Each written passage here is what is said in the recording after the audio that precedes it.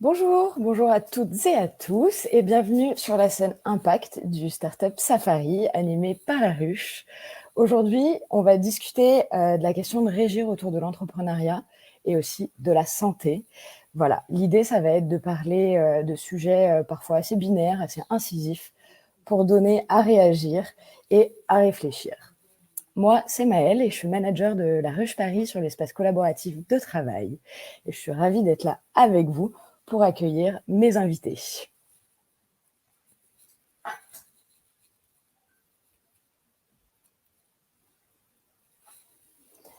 Alors, du coup, on va présenter différents sujets et on peut faire venir mes invités sur scène.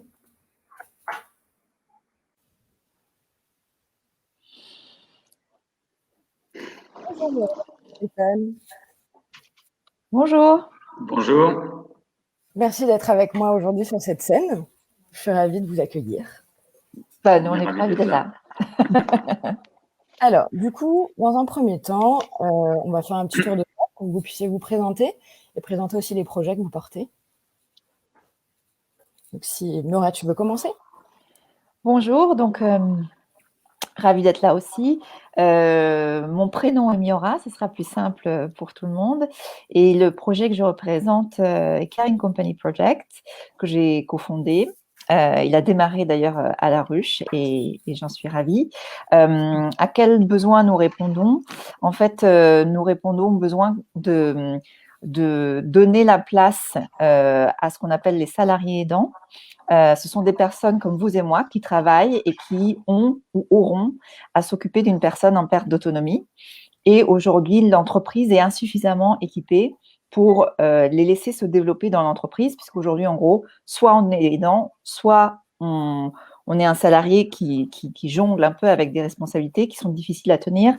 Et il n'y a pas nécessairement ni le soutien ni les ressources, ni les services qui sont adaptés à cette situation. Or, elle est très représentative déjà. Nous serons un actif sur 4 en 2030 à être aidant.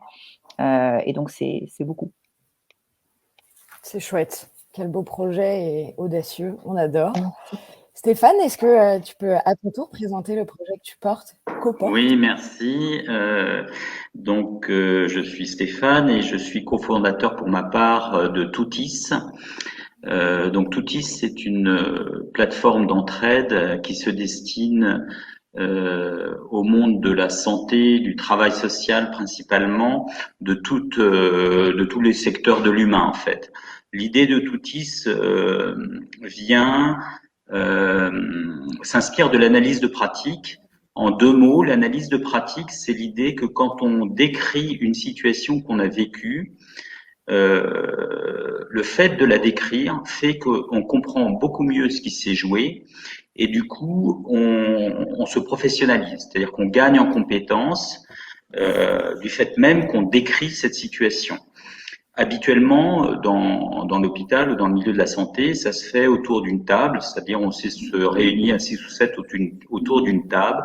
On prend une situation qui a posé un problème et on en discute tous ensemble autour d'une table pendant 1 ou 2 heures et ça peut aller assez loin, on peut même aller jusqu'à de la psychanalyse pour comprendre ce qui s'est passé dans cette situation. Le problème, alors, tout le monde est d'accord sur le fait qu'avoir une posture réflexive, c'est-à-dire réfléchir sur ce que l'on fait, est source d'apprentissage. Le problème, c'est que personne n'a le temps, et encore moins aujourd'hui. C'est-à-dire que tout le monde travaille à gauche et à droite, on est souvent isolé dans son travail, donc on n'a absolument pas le temps de se réunir, même si tout le monde est d'accord sur le fait que c'est très très efficient. Et donc l'idée de Toutis, c'est comment digitaliser cette expérience, c'est-à-dire comment susciter cette réflexion collective au travers d'une plateforme internet. Et donc c'est ça l'enjeu de Toutis.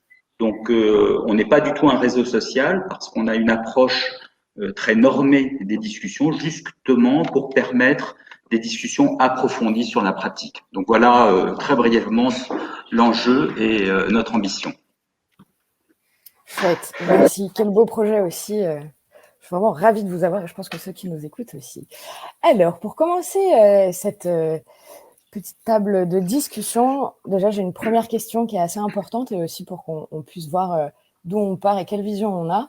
C'est quoi la santé pour vous?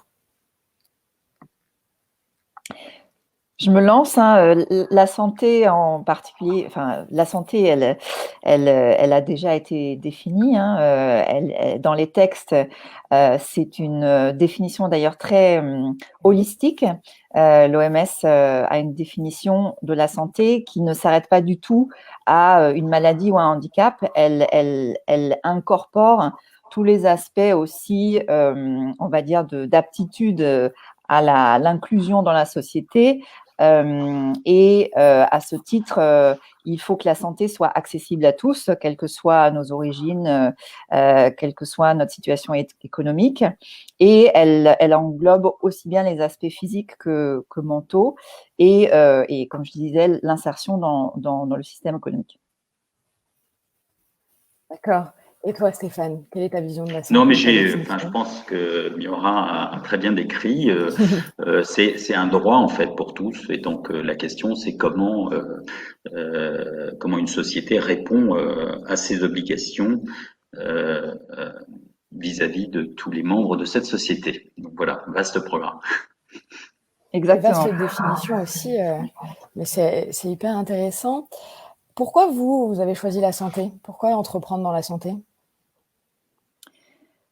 Alors, je pense que je vais directement du coup apporter la précision sur le choix des mots. J'ai souvent une préférence pour parler de care, d'où le nom Caring Company Project.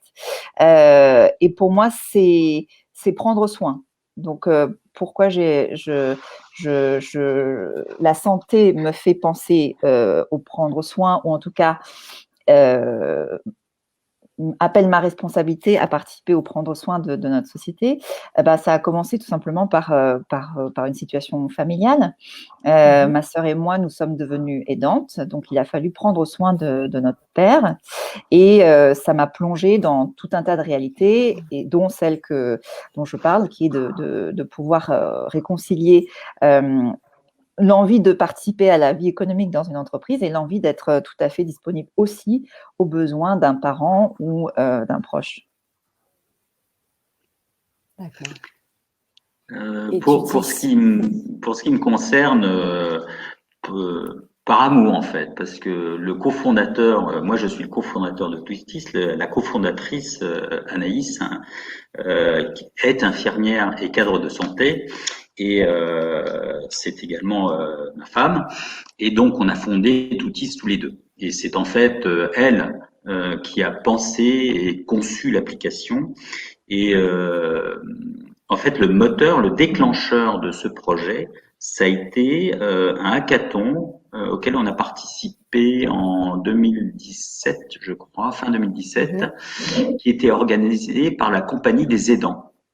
Et en fait, l'enjeu de cet hackathon, c'était de proposer une solution qui soit une solution pour les aidants. Et nous, on s'était dit, parce qu'on avait déjà ce projet autour de l'analyse de pratique, etc., qu'on ferait, que c'était une bonne idée. On l'a su tout à fait par hasard. On a participé à un week-end et on a présenté notre idée de digitaliser l'analyse de pratique. Alors, personne n'y a rien compris. Les aidants n'y ont absolument rien compris. Par contre, il y avait des professionnels dans la salle qui connaissaient très bien le concept et qui nous ont dit c'est une super idée, foncez. Voilà, voilà l'histoire. Et Twistis est né. Et Twistis est né, exactement. Grâce aux aidants. Et du coup, ça a beaucoup de sens du coup qu'on parle ensemble avec Twistis. Je fais un petit clin d'œil à une des cofondatrices qui s'appelle Caroline McNaughton, et elle porte ce qu'elle appelle l'expertise aidante. Et en fait, dans les entreprises, on fait émerger aussi des communautés d'aidants dans le même esprit du partage de pratiques, appliqué évidemment à l'environnement de travail, qui est effectivement comment mieux s'organiser, comment se soutenir, comment partager éventuellement des responsabilités, comment parler à son manager, etc. etc. D'accord. Eh ben, ça me fait venir directement à un premier sujet. Vous me faites la transition parfaite, à savoir, est-ce que entreprendre dans la santé, il faut être légitime? Mais légitime, c'est quoi? C'est avoir vécu directement justement ces maux auxquels il faut pallier en devenant aidant du jour au lendemain. C'est juste avoir eu la bonne idée ou c'est venir du milieu hospitalier pour entreprendre dans la santé? Enfin, si il y a la légitimité est un enjeu pour nous entrepreneurs. C'est-à-dire que quand on va voir quelqu'un, se pose le problème de la légitimité. Pour donner une anecdote, au tout début de Toutis, on était Anaïs et moi, on a été reçus par la DGOS. On a été reçus par, c'était une cellule innovation à l'époque, et c'était je dirais deux pontes de chirurgiens. Et ils étaient tous les deux face à nous. Moi, j'étais à droite, Anaïs était à gauche, et celle qui portait la vision du projet, qui portait le projet en termes de technique et de vision, c'était Anaïs, puisque c'était elle qui était du métier, c'était pas moi. Et les deux praticiens hospitaliers ou ex-professeurs en face de nous ne regardaient que moi. C'est-à-dire que Anaïs était infirmière, cadre de santé, femme, aucune légitimité. Et pendant toute la réunion, ils ne m'ont parlé qu'à moi, alors que c'était elle qui portait le projet. Donc inutile de dire que la réunion n'a débouché sur rien. Et donc la légitimité est un enjeu lourd dans ce milieu-là, et d'autant plus que c'est un milieu, comment dirais-je, on est le doigt tout le temps sur la couture. Enfin, j'en parle de l'extérieur, mais en gros, c'est un métier qui est régulé. C'est-à-dire que pour être infirmier, on obéit à une loi. C'est pas et pour être médecin, on a le droit de faire des actes précis, codifiés. Et donc, du coup, tout le monde est tétanisé par ça et exige qu'on respecte toutes les normes, les règles, etc. Du coup, d'où l'importance de la légitimité. Est-ce il faut avoir cette légitimité pour entreprendre? Ça, c'est une autre question. Mon avis sur la question, oups, il y a un peu d'écho, parce que un truc. Je pense, donc j'ai eu le plaisir dans ma vie d'avant Caring Company d'accompagner pas mal d'entrepreneurs aussi. Ce qui m'a toujours surpris, c'est que, en particulier quand on vient faire des propositions qu'on dit innovantes, c'est jamais des gens du secteur qui, c'est rarement en tout cas, c'est pas toujours, c'est pas systématiquement des gens du secteur qui viennent apporter la nouvelle clé. Je prends un exemple très emblématique, le professeur Younous qui a inventé le microcrédit, il venait pas de la banque, il était professeur, un entrepreneur social au Sénégal qui a un peu révolutionné la chaîne de valeur sur le lait. Il était vétérinaire, il n'était pas du tout industriel sur le lait. Donc parfois, surtout le regard innovant vient d'ailleurs. Certainement, en revanche, qu'il faut s'entourer de gens qui ont la légitimité pour pouvoir engager les parties prenantes sur la question. Moi-même, quand je me suis posé la question de où est le meilleur endroit pour moi d'entreprendre, puisque de toute évidence, vu la définition de la santé qu'on a donnée et vu ce que le care peut représenter à l'échelle de la société, il y avait plein d'endroits où j'aurais pu intervenir. En revanche, j'ai choisi le territoire de l'entreprise parce que j'avais déjà vu que l'entreprise était un territoire d'innovation et qu'il y avait une forme d'appel en ce moment avec l'entreprise responsable, les entreprises à mission, etc., de responsabiliser le management et le leadership.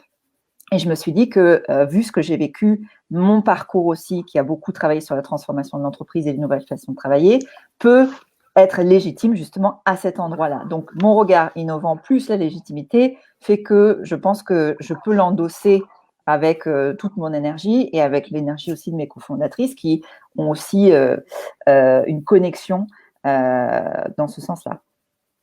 Si je peux rajouter, la légitimité, par essence, est construite sur l'expérience que l'on a. Et donc, en fait, ce qui construit la légitimité, c'est le passé. Or, quand on entreprend, on cherche à entreprendre dans le futur. Donc, voilà. C'est vrai. Et justement, aujourd'hui, Tutis, est-ce que vous avez construit cette légitimité? Comment vous l'avez acquérie, même si vous l'aviez en soi déjà de fait, mais aux yeux des autres, de ceux qui vont utiliser le programme, de ceux qui vont peut-être le proposer? Alors, on avait deux enjeux de légitimité. On avait un premier enjeu qui était sur l'analyse de pratique elle-même. C'est-à-dire que, Oui. en fait, notre ambition, c'est de dire, OK, vous vous réunissez pendant 2 heures autour d'une table et nous, on va faire ça par Internet. Et les gens de l'analyse de pratique vous disent, ah oui, mais le langage non verbal, etc., c'est super important. Vous nous sortez un truc sur Internet, où est-ce que vous allez? Donc ça, on a mis du temps à nous-mêmes dire, oui, on fait de l'analyse de pratique. Ça nous a pris 2 ans. On a eu, il se trouve qu'on avait parmi nos connaissances des gens qui faisaient de la recherche universitaire qui nous ont dit, si, c'est de l'analyse de pratique. Donc voilà. Après, c'est pas encore gagné, je dirais, pour nous en tout cas. C'est-à-dire que je pense que au fond, ça c'est une remarque très, enfin, comment dirais-je, très libérale, mais au fond, ce qui va construire aussi la légitimité, bah, c'est ce qu'on aura réussi à vendre. C'est-à-dire que le vrai, finalement, le vrai censeur, c'est la légitimité. C'est ce qu'on a réussi à vendre. C'est là où on devient légitime. C'est quand les gens vous adoptent. Avant, c'est de la théorie. C'est vrai. Et toi, Miora Très bonne question. Donc la légitimité, ça passe par est-ce qu'il y a un besoin? Est-ce qu'il y a un besoin? Est-ce qu'il y a quelque chose qui nous donne des indications qu'il y a des choses qui n'ont pas encore été servies dans la manière dont les services existants répondent à des défaillances? Effectivement, est-ce que les RH, les managers et les salariés savent que c'est être un aidant? Est-ce qu'ils trouvent les protections comme on pourrait trouver des protections au fait d'être parent aujourd'hui? On a construit les droits autour de la parentalité sur les 60 dernières années. Et moi, je considère qu'il faudrait aller beaucoup plus vite sur l'acceptation qu'il y ait des temps de vie fragilisants qui nous attendent au cours de notre parcours salarié et qu'il faudrait y répondre dès maintenant et plus rapidement que 60 ans. Donc, est-ce qu'il y a un besoin? Il est avéré notamment par un certain nombre d'études démographiques. Et effectivement, je vais dans le sens de Stéphane, c'est est-ce qu'il y a un marché? C'est-à-dire qu'est-ce qu'il y a une demande qui rencontre une offre?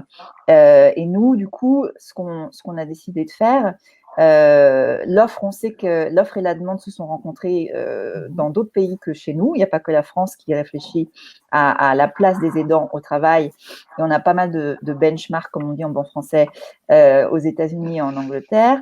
Il y a des pratiques françaises qui commencent à se mettre en place, mais nous, notre constat, c'est qu'elles ne sont pas assez systémiques, elles ne sont pas suffisamment intégrées, elles ne sont pas suffisamment promues, elles pourraient aller beaucoup plus loin. Donc, c'est en cela que notre intervention me paraît légitime et importante, mais encore faut-il le rendre visible. Et c'est pour ça qu'avec Opinionway, on vient de lancer un laboratoire des salariés aidants.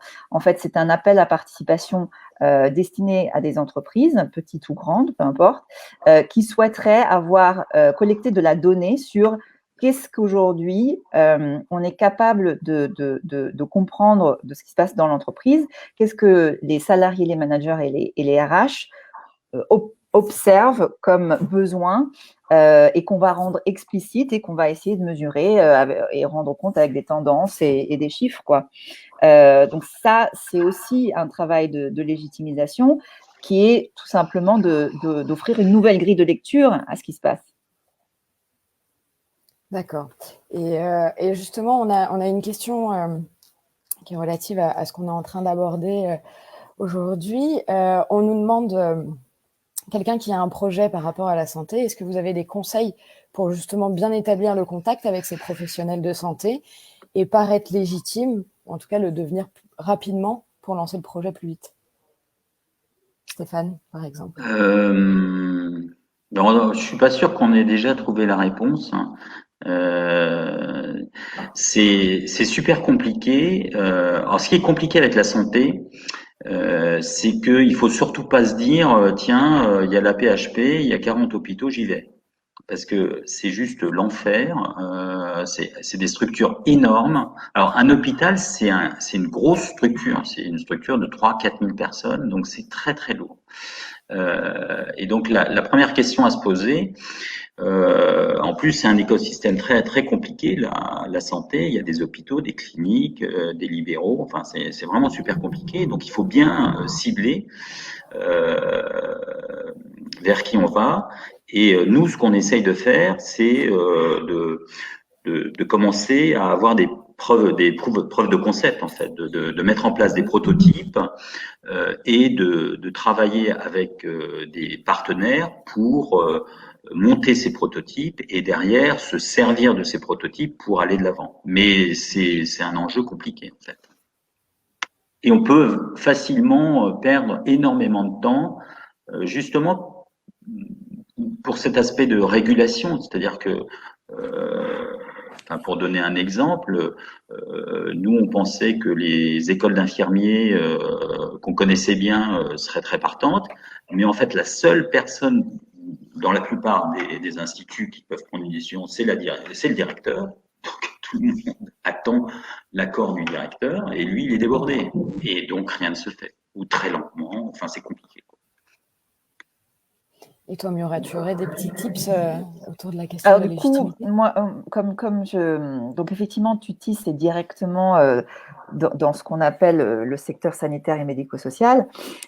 Moi, du coup, je pars d'un postulat qui est qu'en fait, on est tous acteurs de la santé. On a tous une responsabilité à entretenir, garantir notre bien-être tout seul, ensemble, dans les différents endroits dans lesquels on navigue au quotidien.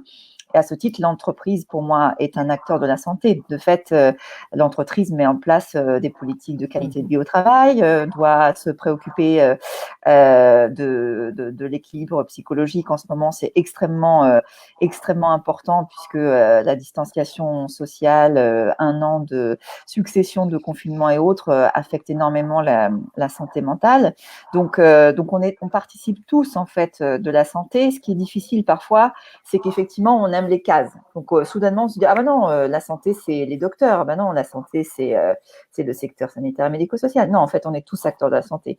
Et après comment on tisse le dialogue là-dedans, c'est de rappeler cette fonction-là. Et effectivement le premier travail que nous on fait et le laboratoire nous aide là-dessus, mais c'est dans notre discours intrinsèquement, c'est en quoi on est responsable, en quoi tel acteur, qui est pour nous l'entreprise, est responsable de ça et quel est son, encore une fois, business case, quel est son intérêt économique et son intérêt aussi par sa propre mission de répondre à ça et on le leur rappelle. On le rappelle parce que ça, on a trop vite fait de déléguer cette part de responsabilité. Or, elle fait partie de nous. D'accord, chouette. Et je pense que ça a bien répondu à cette question. Et effectivement, la légitimité se gagne petit à petit et en fonction d'étapes de son projet, je crois que c'est toujours à revoir. C'est vraiment des itérations à faire en fonction de ce qu'on veut déployer comme branche de son projet, nouvelle branche, etc. Donc, il faut continuer à le faire et d'autant plus dans un métier autour de la santé, qui sont des questions quand même cruciales. Donc, effectivement, la légitimité est quelque chose de très important. Et me vient une question, du coup. Moi, j'ai l'impression, là, que c'est le branle-bas de combat quand on veut monter un projet qui touche à la santé. Un entrepreneur dans la santé, il est seul? Vous n'avez personne autour de vous? Ou vous n'êtes pas? C'est cliché, mais j'ai l'impression que ça a l'air vraiment compliqué d'entreprendre dans la santé. Miura ou Stéphane? Alors nous, on est un peu borderline, si j'ose dire. C'est-à-dire que on est dans l'apprentissage sur une méthodologie qui a été éprouvée dans la santé. Mais finalement, on s'est toujours posé la question depuis le début, est-ce qu'on est pour reprendre un jargon start-upper, est-ce qu'on est une health tech ou une ed tech? Et depuis 3 ans, on n'est pas sûr. Donc du coup, on avait cette la ed tech, c'est éducation de technologie, et la health tech, c'est santé et technologie. Et donc depuis 3 ans, on se balade entre les deux et comme on n'est ni l'une ni l'autre, ça complique un peu les choses, quoi. Donc c'est peut-être une difficulté qui nous est propre. Je pense que enfin, c'est un système, la santé, alors, que je connais un petit peu mieux, mais qui est très codifié. Enfin, il y a des corporations, des infirmiers, des kinés, des médecins, etc.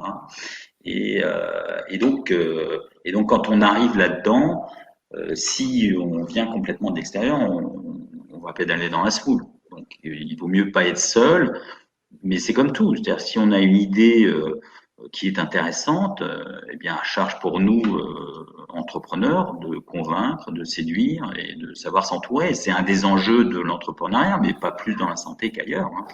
Probablement pas plus d'ailleurs. C'est vrai. Oui, je pense que je peux soutenir ce propos qui est les alliances. Les alliances, ça fait partie des choses les plus importantes, à commencer par le fait de créer ensemble. Et quand j'ai rejoint les Audacieux, j'avais déjà comme intention de trouver des associés. J'étais ravie d'en trouver 2 avec des complémentarités très chouettes. Donc dans notre noyau dur, on n'est pas seul, mais par rapport au projet que nous défendons sur créer des nouveaux parcours qui sont à la fois capacitants mais protecteurs et créateur de valeur pour l'entreprise face aux fragilités, et le souhait que j'ai et qui n'est pas toujours encore confirmé, c'est que tous les acteurs de l'inclusion travaillent ensemble. La question des aidants, il y a un cas dont on s'inspire beaucoup. C'est une société anglaise qui s'appelle Centrica, qui est un acteur d'énergie. Ils ont 21 000 salariés, donc c'est pas une toute petite boîte, c'est pas une grosse multinationale, mais enfin c'est une grosse boîte quand même. Et la chargée de diversité et inclusion, elle nous avait partagé un retour qui est que en fait c'est l'initiative de la communauté des aidants qui a fait qui a rendu possible la modélisation de toutes les dynamiques d'inclusion par ailleurs, que ce soit la politique LGBT, que ce soit la politique sur un certain nombre d'autres de discriminations ou de fragilité. Donc en fait, c'est comme si la mobilisation des communautés d'aidants avait rendu visible un besoin. À partir de ce besoin, se sont créés des services, des formations, des outils de médiation et une culture finalement managériale et de leadership. Et ça a pu se répliquer à d'autres sphères de l'inclusion. Et en fait, ça, c'est un schéma idéal que nous, on aimerait effectivement répliquer parce qu'aujourd'hui, parfois, quand on vient dans une entreprise, on nous dit « Ah oui, mais les aidants, en fait, c'est géré dans la politique handicap. » Sauf que si moi, je ne m'occupe pas d'une personne handicapée, comment je vais me reconnaître dans la politique handicap ? Il faut que ce soit beaucoup plus systémique, beaucoup plus intégré. Et du coup, aujourd'hui, le terrain que nous défendons, ce serait qu'effectivement, on ait effectivement des partages beaucoup plus maillés avec les dynamiques d'inclusion plus générales, en fait. D'accord. Dans l'entreprise. C'est très clair. Stéphane, j'imagine que tu partages la même vision là-dessus. Oui, mais nous, on est moins avancés quand même, donc on n'a pas, comment dirais-je, on n'a pas ce niveau de visibilité, si je puis dire. Pas encore, en tout cas, hein. Donc on désespère pas, hein, on s'y attelle, mais on a encore un peu de chemin à faire avant d'y arriver. Mais enfin, quand j'ai découvert, je me suis pensé un peu sur ce que faisait Biora sur le Caring Company Project. J'avoue que pourtant, j'ai travaillé dans l'entreprise assez longtemps aussi. Ça m'était jamais venu à l'esprit que ce concept en fait que défend Miura. Donc j'imagine que pour défendre ce concept et faire adhérer les gens à ce concept, c'est un combat qui est long. Donc peut-être que ça a démarré avant nous, mais nous on a également cette difficulté, c'est-à-dire que vendre la nécessité de l'analyse de pratique, surtout à un moment donné où la formation est en train de baisser, etc. Enfin, les budgets de la formation sont en train de baisser. C'est aussi vendre quelque chose de complètement nouveau, et donc réussir à obtenir l'adhésion sur quelque chose de nouveau, c'est compliqué, ça prend du temps, il faut de la résilience, etc. Oui, Donc voilà, j'avais ces éléments. Non, je confirme, et pour te rassurer aussi, Stéphane, en tout cas, l'antériorité de ce concept, en tout cas de cette idée que l'entreprise est un acteur du care, il y a des signes de ça depuis 10 ans en Angleterre. Il y a une association professionnelle qui s'appelle Employers for Carers, qui mobilise sur ce sujet pour nourrir aussi la politique publique et consolider notamment dans les politiques RH et les accords. Et en France, c'est plus récent, et nous, on est plutôt très récent, donc on se tient les coudes, quoi. Oui, tout à fait. Mais enfin, nous, par exemple, on sent que l'analyse de pratique, qui était un concept pas très connu, commence à gagner ses galons. Par exemple, on parle beaucoup en ce moment de AFEST, c'est un terme qui vient assez à la mode dans l'apprentissage. AFEST, ça veut dire action de formation en situation de travail. Action de formation en situation de travail, donc c'est quelque chose qui est défini dans différents textes gouvernementaux. Ça devient assez à la mode, j'ai même vu ce terme dans un questionnaire EdTech aujourd'hui. Donc on en parle, mais c'est long. Oui, voilà. C'est long. Et alors, pour reprendre cette question, donc tu disais, Miora, par exemple, que finalement, les aidants, si je résume, c'est parti d'un besoin de terrain. Et ensuite, les aidants sont associés et on a essayé de trouver une réponse comme ça pour ensuite l'amener, là, comme on le voit aujourd'hui dans les évolutions en France, à de la création de politiques publiques. Et justement, une question, et volontairement, pour le coup, quasi politique, entreprendre dans la santé, finalement, c'est répondre à cette délégation de services publics et donc assumer la défaillance de l'État. Donc, ma position est que je pense qu'il y a encore une fois une défaillance générale à penser que la santé ne fait partie que de la responsabilité d'un seul acteur, et souvent représenté par l'État. Mais je dis précisément que si on regarde bien où le care est nécessaire, l'entreprise est aussi un terrain où le care peut prendre plus de place et peut créer de la valeur. Et donc, ma position là-dessus, c'est que nous entreprenons Caring Company Project aussi pour répondre aux défaillances de l'entreprise. Et Tutis?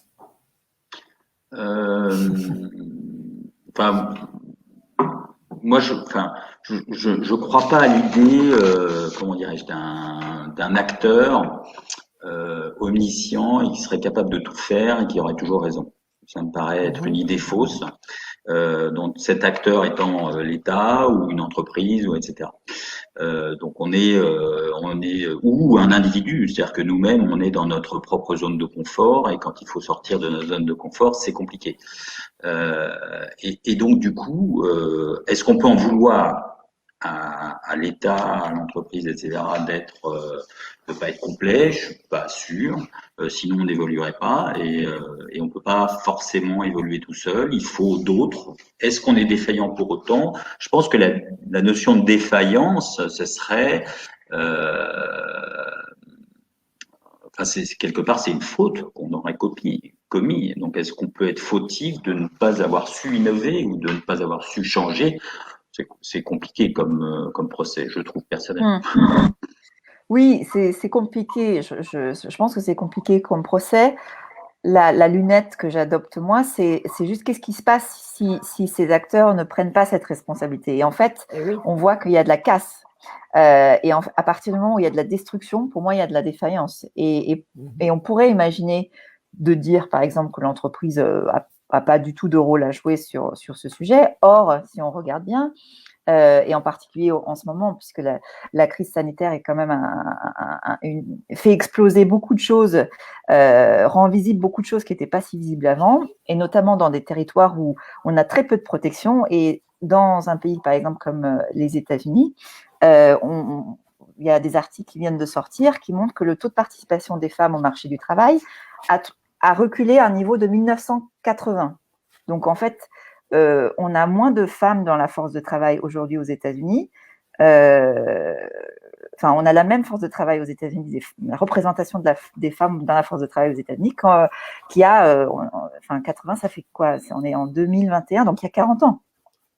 Et en fait, ça, c'est une défaillance, pour moi, assez grave. Et si on n'y fait pas attention, ça crée vraiment des fragilités qui sont beaucoup plus lourdes. Ça devient une responsabilité vraiment collective et dans laquelle l'entreprise a une place très claire, finalement. Non, mais quand je vais dire, c'est-à-dire, pour moi, la défaillance, c'est quand le constat est fait, on ne fait rien. Après, j'en veux pas forcément à l'acteur de ne pas avoir eu conscience qu'un constat était à faire.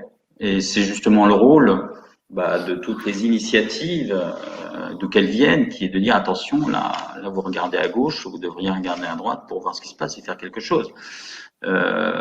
C'est ça que je voulais dire, en fait, que je me contentais de dire, en fait. Mais finalement, est-ce que c'est normal que ce soit à la société civile, comme vous deux, de vous accaparer de sujets qui sont tout aussi importants, alors que, à contrario, l'heure, on le voit là avec la crise sanitaire qui est en train de se mettre en place, il y a un gros sujet sur la réduction des liens en hôpitaux, sur l'incapacité à recruter du personnel soignant, etc. Moi, je me dis, il y a quand même une question qui se pose là-dessus, non? Stéphane. En fait, oui. Non, mais c'est quoi la question, en fait? Quelle est la question? C'est sans vouloir faire de procès à qui que ce soit, et le fait que je pense que le soin, et là-dessus, on s'accorde tous, c'est une affaire de tous. Il y a quand même en ce moment beaucoup d'acteurs de la société civile qui s'emparent de sujets autour du soin, que ce soit en entreprise, que ce soit sur les questions d'handicap, d'inclusion, etc., ou directement dans le système hospitalier en voulant faire des innovations, soit directement liées aux soins, soit à la vie en hôpital, par exemple, alors qu'on voit bien sur les subventions et le développement de tout le système hospitalier, on est quand même sur un frein qui est assez difficile. Donc, est-ce que, quand même, on ne peut pas pointer le doigt sur un sujet qui existe? On peut toujours en vouloir à l'État de réduire le budget, de passer des années à réduire les budgets hospitaliers, etc., etc. Donc ça, c'est une discussion politique qu'on peut avoir sans aucun problème, et chacun a son avis sur le sujet.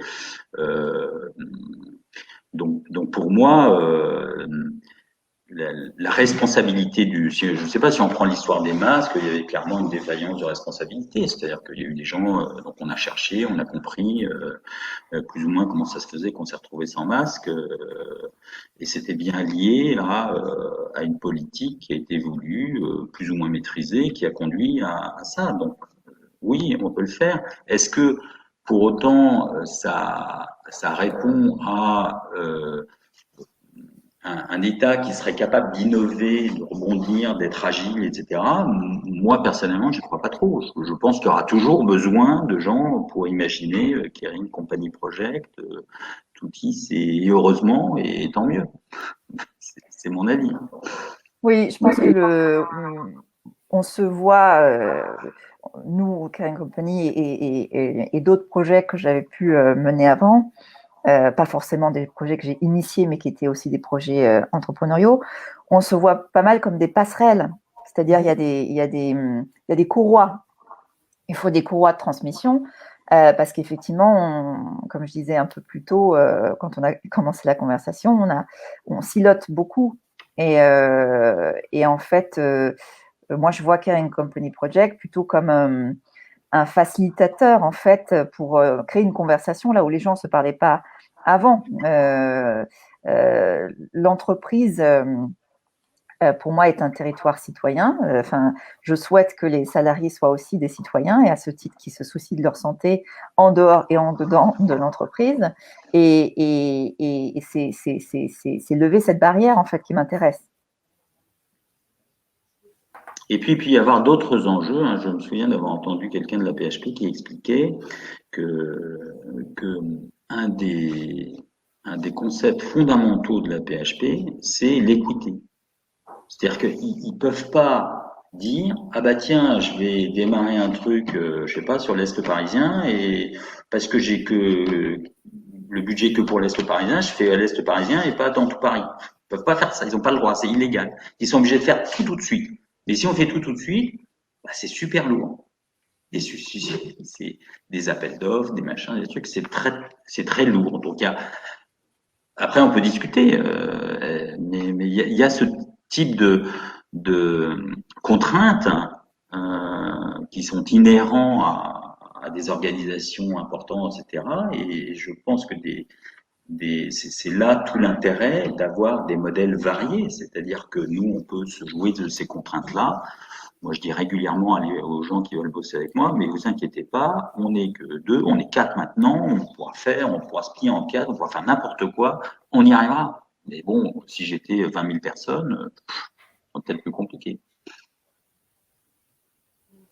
Est-ce que, selon vous, les métiers autour de la santé, du care, sont voués à se développer ou au contraire à disparaître petit à petit?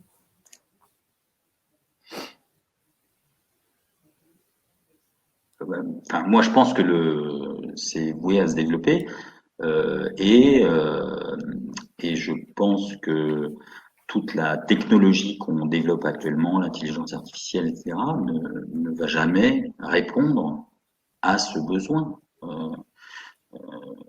Quand on est mal, on a besoin qu'on vous touche, qu'on vous prenne la main. C'est pas un robot qui le fera, c'est pas un algorithme d'intelligence artificielle. Donc ça restera et ça se développera de plus en plus. D'ailleurs, je dirais que le modèle français des EHPAD par rapport à ce qu'on peut vivre, je ne connais pas du tout, mais en Afrique où les gens ne sont pas forcément mis dans des EHPAD et on peut l'interroger. Alors moi, pareil, je pense que non seulement les métiers du care vont se développer par une forme encore une fois, de pression démographique. On va devoir s'occuper de beaucoup de gens qui vont avoir besoin de care, que ce soit nous qui allons vieillir ou des fragilités qui vont apparaître à tous les endroits de notre évolution. Quand bien même la politique publique fait reposer beaucoup de choses maintenant sur les particuliers. Donc ça, pour moi, il y a deux effets qui se coulent entre guillemets à ça. C'est que oui, il va falloir renforcer le nombre de gens qui s'occupent de nos aînés, de nos fragiles, mais nous, au quotidien, on va devoir développer une sensibilité au prendre soin puisqu'elle fait partie de chez nous finalement. Elle s'est invitée à la maison, elle s'est invitée dans notre charge mentale. Et à ce titre, et elle s'est invitée du coup aussi dans l'entreprise de cette façon-là.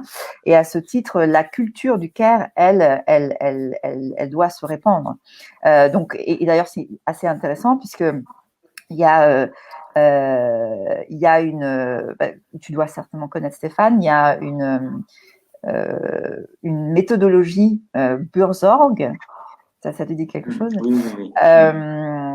Qui vient des Pays-Bas, qui est une méthode appliquée par des soignants pour revaloriser le métier des soignants et la revalorisation de ces métiers se fait notamment par le fait de créer des systèmes autogérés et donc les soignants sont dans leur plein droit de décider comment ils vont prendre en charge tel ou tel fragile, patient, peu importe le mot. Et en fait, ça a fait tellement, en termes de culture managériale, c'est tellement réussi que des entreprises s'intéressent à ça, puisque c'est une façon aussi de mettre en place des systèmes d'autogestion, de revaloriser ce que c'est le soin prendre le temps, alors que justement les EHPAD sont connus pour plutôt faire des trucs vite, en 3 minutes, en ceci, cela. Mais en fait, la méthode Burzorg, en fait, elle a commencé par le personnel soignant et aujourd'hui, elle se diffuse au-delà de cette sphère d'application et ça devient un modèle managérial aussi intéressant pour les entreprises. D'accord. Et donc, je comprends qu'à l'étranger, il y a vraiment cette volonté autour de l'émancipation et de la prise en charge de ces questions de la santé avec un grand S, pour ne rien réduire et ne rien oublier. Et en France, est-ce qu'on n'est pas plutôt dans un coin où, bon, ben voilà, les acteurs de la santé soignent, je dirais, soigne et tais-toi. On voit les manifestations de plus en plus dans les capitales sur les infirmiers, infirmières, aides-soignants qui ne sont pas entendus, qui veulent de la reconnaissance. On en est où là? On les écoute, nous, en France? Stéphane, par exemple, est-ce que tu sens qu'on arrive à débloquer ça un petit peu? C'est compliqué, c'est très politisé, c'est très politique. Il y a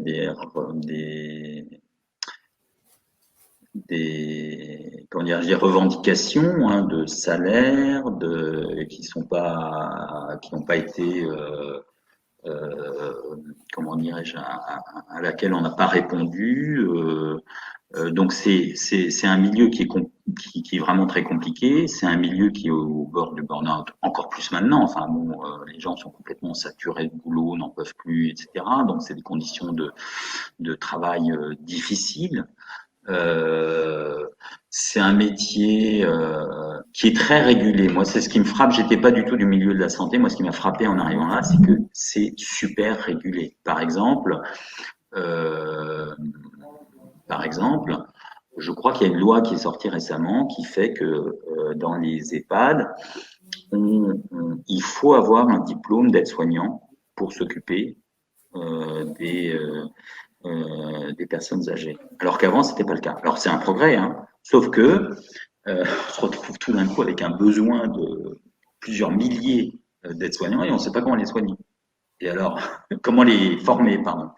Et parce qu'il n'y a pas suffisamment d'instituts de formation d'aides-soignants. Et après, on se demande, mais pourquoi ils n'en mettent pas plus? Ah bah parce que c'est un diplôme qui est défini, donc il faut respecter des modules, des machins, des trucs. Et donc pour monter en puissance les écoles de formation d'aides-soignants, c'est super compliqué. Donc tout est très très lourd, long, etc. Moi, c'est ce qui me frappe dans ce milieu-là, en fait. Donc c'est pour ça que c'est compliqué. L'évolution est compliquée.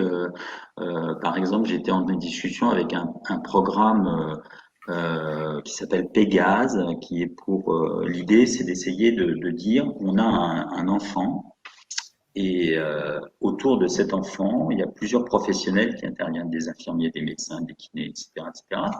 Aujourd'hui, l'URSSAF, à chaque fois qu'un infirmier intervient, on paye un acte.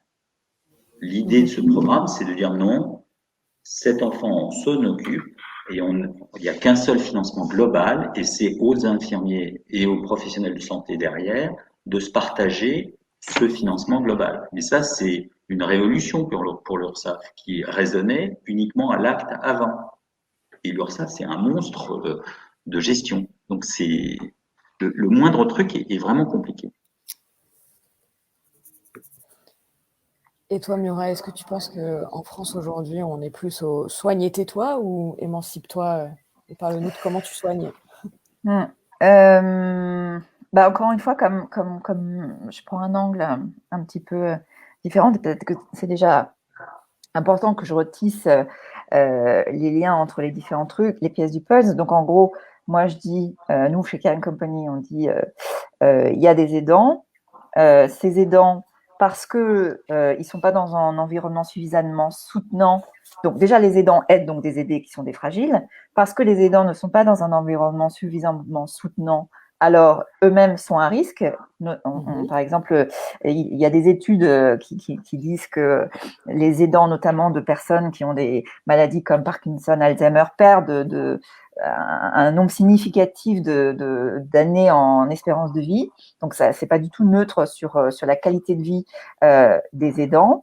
On sait aussi qu'ils perdent un revenu net de 16% à peu près quand ils sont en activité et qu'ils s'occupent d'une autre personne. Donc, il y a aussi un décrochage sur leurs moyens économiques.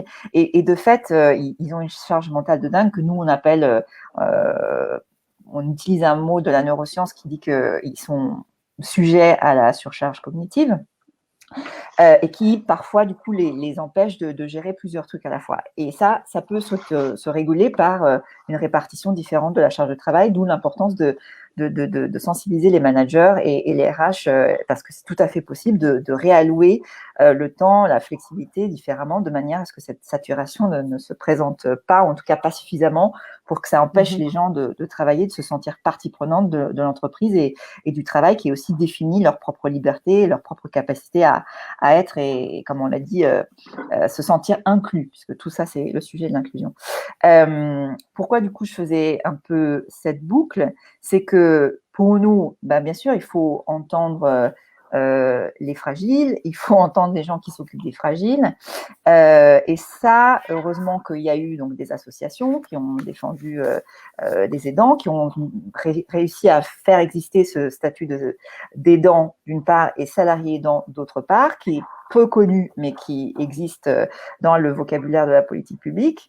Mais justement, donc la clé, c'est pourquoi on fait un laboratoire aujourd'hui, c'est parce qu'il faut généraliser cette réalité qui en plus n'est pas facile. Pour moi, le principal frein, c'est que les gens, ils n'aiment pas en parler en fait, ces trucs-là.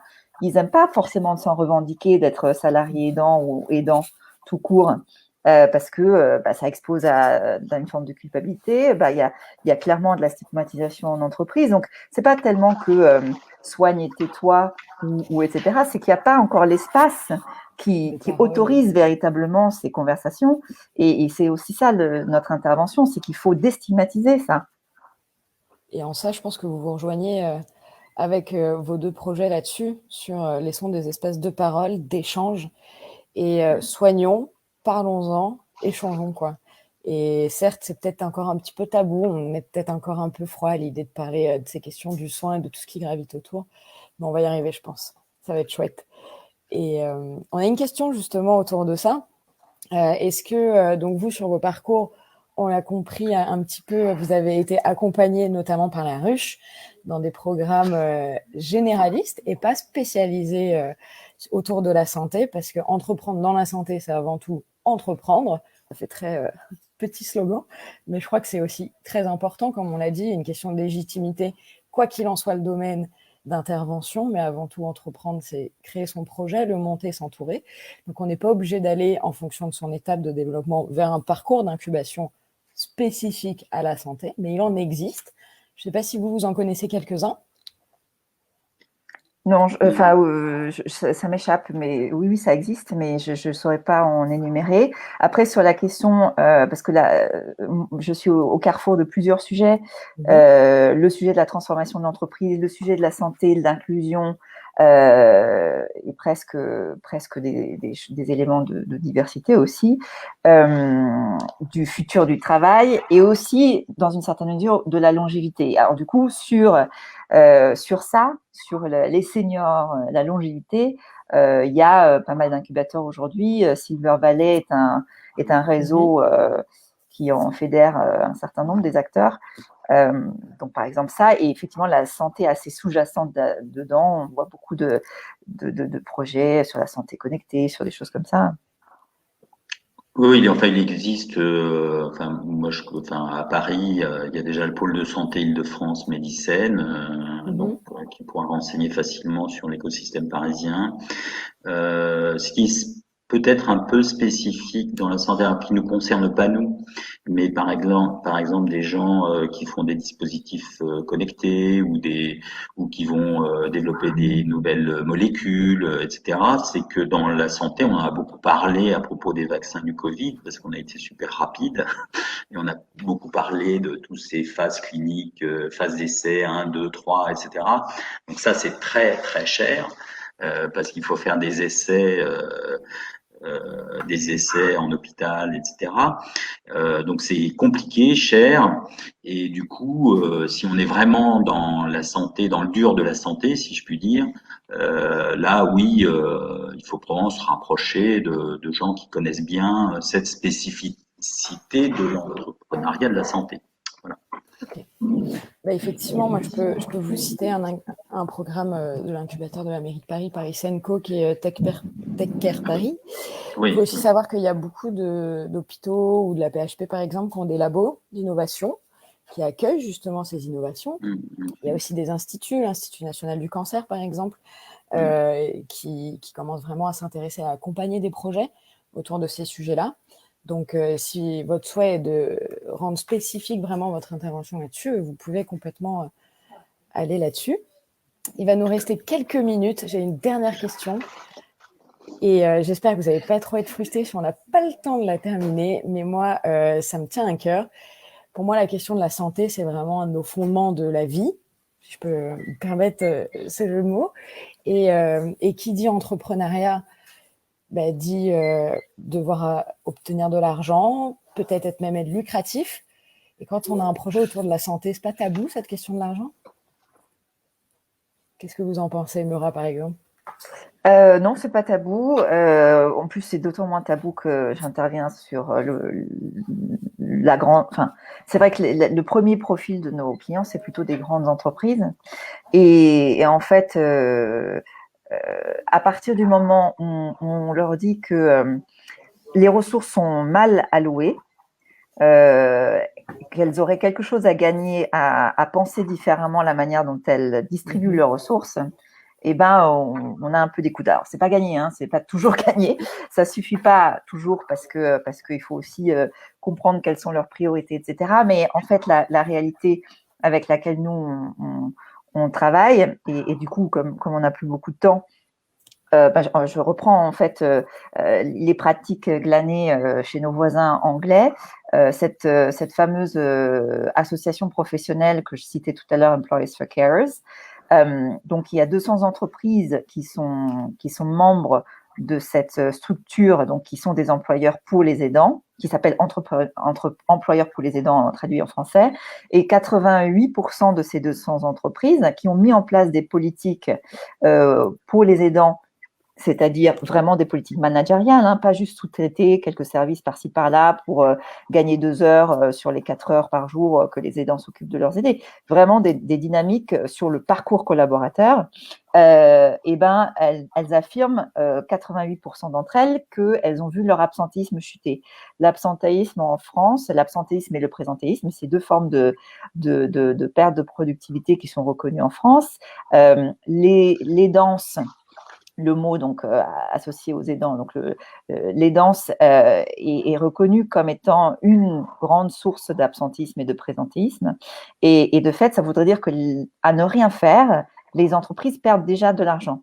Et donc pour moi, le problème, c'est pas tant de leur demander de dire, de voir qu'il y a un problème à leur faire payer les services que nous, on pourrait leur proposer, c'est qu'en fait, de dire qu'on est en train de créer de la valeur avec eux et durablement, puisqu'on est en train de renforcer l'employabilité, on est en train de renforcer l'engagement salarié, on est en train de préparer l'organisation pour l'avenir. 2030, c'est pas très loin, hein, donc un actif sur 4, vaut mieux être préparé, quoi. Ce serait bête de passer à côté de l'opportunité. Donc finalement, il n'y a pas à rougir de vouloir vendre un projet, et surtout, il faut même utiliser finalement cette question de l'argent, du coup des gains autour de la santé pour développer son projet et faire du bien dans les 2 sens. C'est ce que je comprends.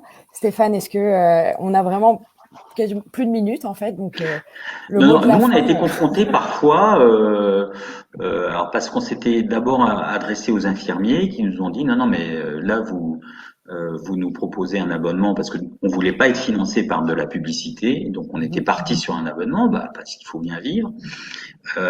Non, moi je veux un truc gratuit, etc. Mais derrière, il y avait, non, attendez, je suis déjà sous-payé, je travaille comme une brute pour l'hôpital, je vais pas en plus payer un truc que l'hôpital veut pas me payer. Donc il peut y avoir ce type de réaction.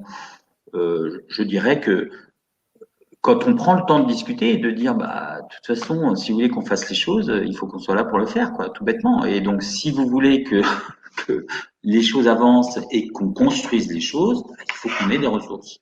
Voilà, maintenant, réfléchissez à comment on les obtient, mais croire que ça tombera du ciel tout seul, c'est du vue de l'esprit. Et je pense que c'est quand même relativement partagé. Après, ce qui est pervers, à mon avis, mais c'est pas lié à la santé, c'est l'idée que on doit passer par des levées de fonds, etc. Et les levées de fonds vous entraînent à viser le ciel, et donc alors que c'est pas forcément ce que vous voulez. Mais c'est un autre débat. Qui aurait pu être tout aussi intéressant et je pense incisif, qui peut amener, parce qu'effectivement, il y a plein de questions qu'on peut se poser. Est-ce que plus on lève des fonds, plus on devient con, on perd de vue son projet? Oui, non, comment? Est-ce que quand on a un métier du care porté par une asso, par exemple, faut rougir de devoir faire un peu de sous alors que c'est censé être non lucratif, mais qu'en fait, il faut l'être quand même. Oh là là, plein de questions sur des gros fondements autour de la question de la santé. Merci beaucoup. Je crois qu'on a un petit peu dépassé le temps, mais c'était pour la bonne cause. Je vous remercie. J'espère que nos auditeurs ont apprécié. Et quant à nous, on se croise à la ruche bientôt, je l'espère. Tout à fait. Et voilà. Merci beaucoup. Merci à Startup Safari. Merci. Merci. Au revoir. Au revoir.